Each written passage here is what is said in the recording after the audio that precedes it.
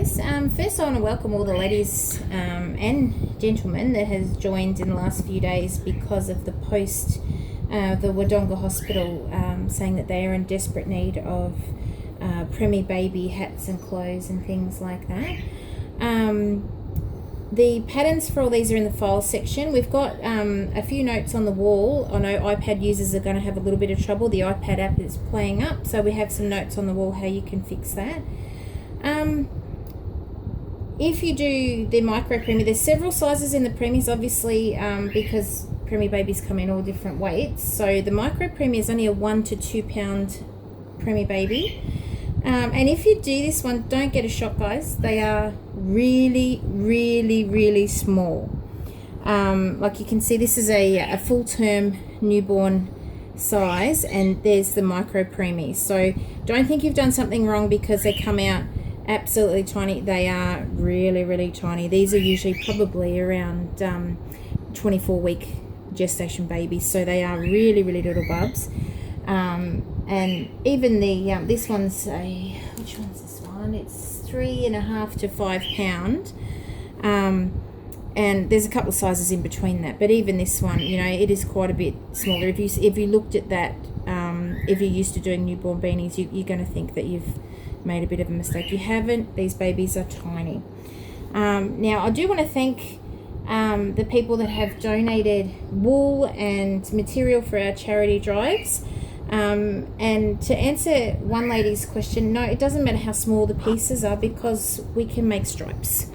So even the little sort of balls that are left over from your projects and things like that will still do little borders, little stripes, anything we appreciate. It just means we can make more.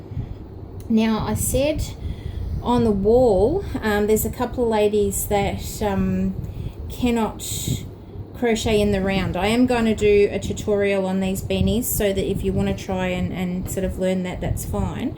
But I've had a few ladies say they can only do squares. So I posted up on the wall the square beanies, and they are still crocheted in the round. But for this one, this is a bit of an experiment.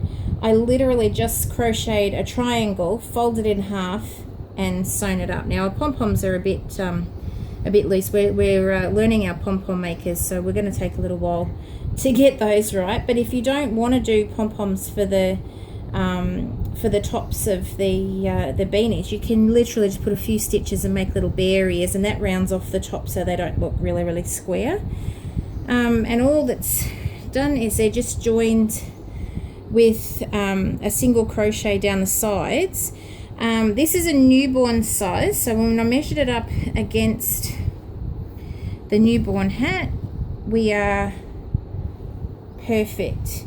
So I've got the sizes. I'm going to put the sizes up on how to do the different sizes and what size to make your rectangle. The only thing I would suggest, where this has got the seams on the inside for a newborn, if you're doing micro preemies, I'd have the seam on the outside. Just make it a decorative sort of thing because their skin is so delicate. We really don't want seams on the inside of the tiny babies' hats. And I would probably tend to leave the pom-poms off the really little guys too, because they're just going to fall off. So not the pom-poms, the hat. Even that little bit of weight will have them falling off their head. So just, you know, a little thing like this. Unless, you know, said you're welcome to do pom-poms, littler ones, bigger ones, whatever. What else? I think that is about all for now. But to get the right size on any of these, all I did was take the amount of stitches after you're finishing your increase. So with a newborn, after you finished your increase, you have 36 stitches all the way around your hat. So I halved that and did a chain of 18, and then just made my rectangle twice the length from the crown to the brim. Now the newborn is 6 inches, so I did 18 stitches across, which is half the circumference, and I did 12 inches in length, double from the crown to the tip, and then just folded it in half and sewed down the sides. So that's working really, really well. As I said, it looks bigger up here, but they're square, but the actual band is the same width as the newborn band, so that should work quite well. I wouldn't mind actually seeing if someone's got some littlies that we can actually send some of these to and just see if they do fit right. But if any of you make one for even a bigger child, like there's in the file section, the patterns go from micro, preemie, all the way up to adult. So if you do make one of these square ones and you try it on, for whatever size you make, you try it on the person you've made it for, I'd love the feedback to see how they fit, whether they're right, things like that, because this is a big experiment. But something, as said, for the ladies who find crocheting in the round just a little bit too difficult at the moment. But I'll do tutorials on both of these, both the round and the square. And I'll chat to you guys soon. Thanks again. The response for Wodonga has been fantastic, so I'm sure they'll be really thrilled when they start receiving these packages. But yeah, look, make sure you have a look in the files at all the different tutorials as well, ladies. We do a lot of charity drives, and even if you want to just make the things for yourselves and your family, there's a lot of sewing, there's a lot of crochet, and there'll be more coming, so stay tuned for that.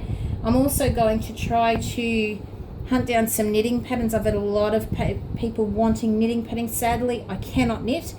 If we do have any knitters that want to do a tutorial or anything like that, please let me know. I'm happy to have you do tutorials on any crafts that you do, really, and share the love around the group so that everyone can learn different things. Anyway, I'll chat soon, ladies. Good to be talking to you. I've spoken to a lot of you via inbox in depth, and a really good group of ladies coming on board. So I'll talk to you soon, both on the wall and inbox. And yeah, happy crocheting.